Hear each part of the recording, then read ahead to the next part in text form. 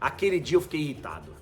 Eu geralmente não coloco derrota na conta de árbitro, mas aquele dia foi demais, né, Marília?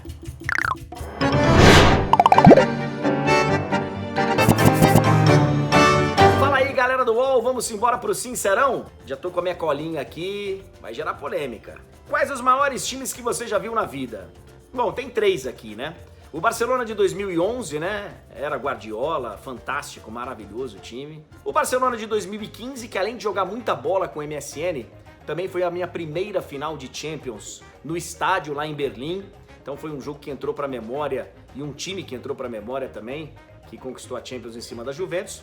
E vou colocar um time brasileiro aqui, poderão ser vários, tá? Poderia ser o São Paulo, bicampeão do mundo lá, 92, 93, poderia ser o Palmeiras de 96, poderia ser o Cruzeiro de 2003, o Santos que ganhou a Libertadores agora recentemente. Agora, dos que eu vi e que me marcaram, vou colocar o Corinthians no final ali dos anos 90, começo de 2000, Corinthians campeão brasileiro, Corinthians campeão do mundo, do meio pra frente era uma máquina, né? Rincon, Vampeta, Marcelinho e Ricardinho, Edilson e Luizão. Então, pra mim são 3 times aí que me encantaram muito. Vou começar pelo time, Paris Saint-Germain de 2020, um time que chegou aos trancos e barrancos na final da Champions, chegou na final, verdade, mas foi uma Champions diferente, jogos únicos a partir ali das quartas, o time já tinha tido dificuldade nas oitavas para se classificar em jogo de ida e volta ainda, chegou meio que aos trancos e barrancos, né, quase foi eliminado nas quartas, até jogou uma final boa, até melhor do que o Bayern, mas acho que o time não era tudo isso, o Paris Saint-Germain de 2020. E como jogador superestimado, eu vou colocar o Salah. Salah foi muito importante para o Liverpool, foi muito importante para a seleção do Egito, mas eu acho ele superestimado. Acho que é um bom jogador e que muitas vezes é colocado como craque. Cara, vou colocar aqui o Corinthians de 2012. Muita gente fala que aquele Corinthians, né? Ele foi campeão mundial só porque o Chelsea era fraco. O Chelsea também poderia estar nessa lista. Também poderia ser o time aqui subestimado. Mas o Corinthians era um bom time, cara. Era um grande time. Foi campeão invicto da Libertadores. Teve ali uma troquinha ou outra de peças pro Mundial. E acho que muitas vezes as pessoas ridicularizam o Corinthians, colocando na conta de um Chelsea supostamente mais fraco o título mundial, mas eu acho que o Corinthians de 2012 ele tinha o seu valor. E como jogador subestimado eu vou colocar o Miller. Nosso Miller aqui, que jogou muita bola, cara. Jogou muita bola no Palmeiras, jogou muita bola no São Paulo, jogou muita bola na seleção. O Miller tava jogando demais naquelas eliminatórias para 94, aí vem o Romário, o Brasil muda um pouquinho, mas o Miller jogava muita, mas muita bola.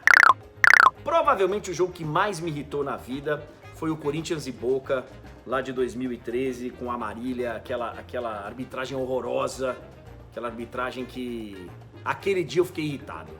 Eu geralmente não coloco derrota na conta de árbitro, mas aquele dia foi demais, né, Marília? Olha, foi o Brasil e Turquia de 2002, o primeiro, a estreia do Brasil naquela Copa do Mundo lá em Ulsan. O Brasil estreou naquela Copa e foi a minha primeira Copa, trabalhando profissionalmente como jornalista. Eu era repórter de rádio na época e me lembro que quando começou o hino nacional aquele dia do Brasil, eu chorei demais, cara, chorei demais, peguei o telefone, liguei pra minha mãe na hora, falei, pô, eu tô aqui realizando um sonho, então eu acho que foi esse jogo aí, Brasil e Turquia de 2002. Pô, eu já tive várias, né? Me lembro de uma recente, não faz muito tempo, com o meu querido Bruno Formiga, que eu adoro debater futebol com ele, que é muito bom, a gente quebra o pau. E ele tava falando e lembrando do palpite que o Pelé deu na Copa de 94, falando da Colômbia e tal. E ele falou alguma coisa do tipo, pô, palpite que não tinha embasamento nenhum, que não tinha... E eu falei, cara, o Pelé não precisa ter embasamento nenhum pra dar um palpite de futebol. Ele é o Pelé, pô. É o palpite dele, é a opinião dele, não precisa ter embasamento, não precisa ter número, não precisa ter nada. É o Pelé. Se ele não puder dar opinião sobre qualquer coisa relacionada ao futebol, quem que pode? Pô, tem vários, hein? Mas tem um que não sai da minha cabeça. É o famoso dar a bola pro adversário. Quando o cara vem e fala, pô, esse time ele gosta de dar a bola pro adversário e jogar, eu entendo, tá? A parte tática da história, é um time que joga confortável, com menos posse de bola e tal. Mas dar a bola para adversário, nunca vi. Nunca vi. Estamos com a bola. Escuta, o que eu faço, professor? Dá a bola para adversário. Não, nunca vi. Você tem a posse da bola e resolve por uma estratégia de jogo dar pro adversário. Não. Você pode até perder a bola, você pode até jogar mais confortável sem muita posse de bola, mas dar a bola pro adversário? Tá louco. Isso não existe. Pô, vários nomes surgiram, mas eu vou de Guga, Gustavo Kuerten. Primeiro que é um personagem fantástico do nosso esporte, um cara que eu nunca vi pessoalmente, nunca conversei com ele pessoalmente, assim, mas tenho a impressão e a sensação de que é uma figuraça de um esporte que me fascina muito. O tênis é um esporte que eu tenho muita curiosidade para entender melhor. As grandes biografias que eu li na vida do esporte, grandes delas foram de tênis, de tenistas, e eu tenho muita curiosidade assim de entender a cabeça de um tenista durante o jogo. Tem tantos altos e baixos, né, numa partida. Então eu gostaria de conversar bastante com essa figura chamada Gustavo Kuerten. Pô, essa eu nunca vou conseguir fazer, né? Gostaria de perguntar a Ayrton Senna da Silva. O que aconteceu, Senna? Eu gostaria muito de entender o que aconteceu naquele 1º de maio de 1994 na curva Tamburello. Essa eu não vou poder nunca fazer. Eu gostaria de ter visto a final da Copa de 70. Queria estar lá no Estádio Azteca, na Cidade do México.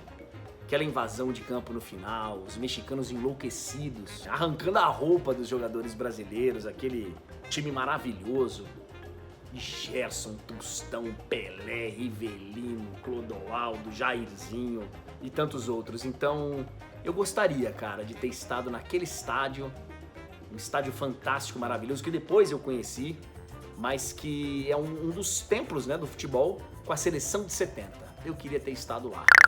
O que você debate com os jovens que mais te incomoda? Na verdade, não é um debate com os jovens, mas eu fico chateado com a bobeira de boa parte dos jovens que tem a oportunidade de conversar com alguém, né, acessível, que tá ali disponível, seja num programa, seja numa live, e o cara desperdiça essa oportunidade falando um monte de besteira no chat.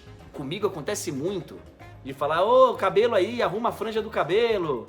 Pô, eu falo, caramba, cara, se eu tivesse tido a oportunidade de conversar com Osmar Santos, com Galvão Bueno, Luciano do Vale, né, escrevendo uma mensagem e saber que o cara vai ler, pô, eu faria outra coisa.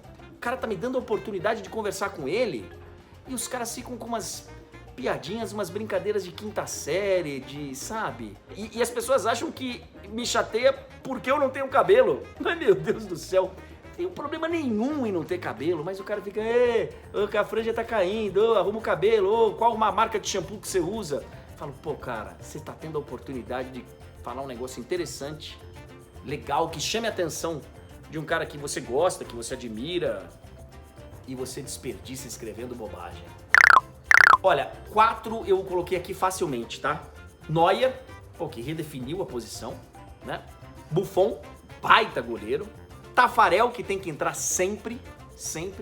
Marcos, que eu vi no auge.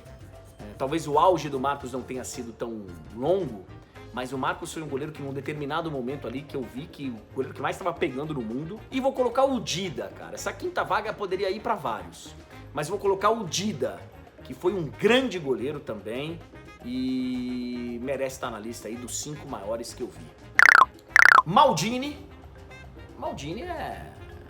jogava muita bola, né? E jogou de zagueiro, jogou de lateral. Sérgio Ramos, muito provavelmente o zagueiro que eu vi que mais jogou bola, um cara que eu queria muito ter do meu lado e nunca contra, né? Gamarra, que jogou o fino da bola e, pô, também marcou aqui uma época, sabe, do futebol, ensinou muito, acho que pra gente aqui no Brasil. Gamarra. E vou colocar 2 laterais, né? Vou colocar o da direita, o Daniel Alves, que é um dos maiores da história, um dos maiores vencedores de todos os tempos. E vou colocar Roberto Carlos na esquerda. Então seriam aí os meus 5 defensores, incluindo os laterais. Ronaldinho Gaúcho, talvez o maior jogador que eu vi na vida. Num determinado momento, foi um momento curto, mas naquele momento foi o jogador de futebol que eu vi que mais jogou bola, né? Então, Ronaldinho Gaúcho. Zidane, jogava o fino da bola, Paulo Roberto Falcão, jogava de terno, um cara que maravilhoso, o rei de Roma. Zico, um galinho que jogou muito, mas muito mesmo. e além de tudo é uma pessoa muito querida, um amigo querido. E vou colocar Diego Armando Maradona, porque da minha geração, quem não colocar o Maradona nessa lista, tá maluco.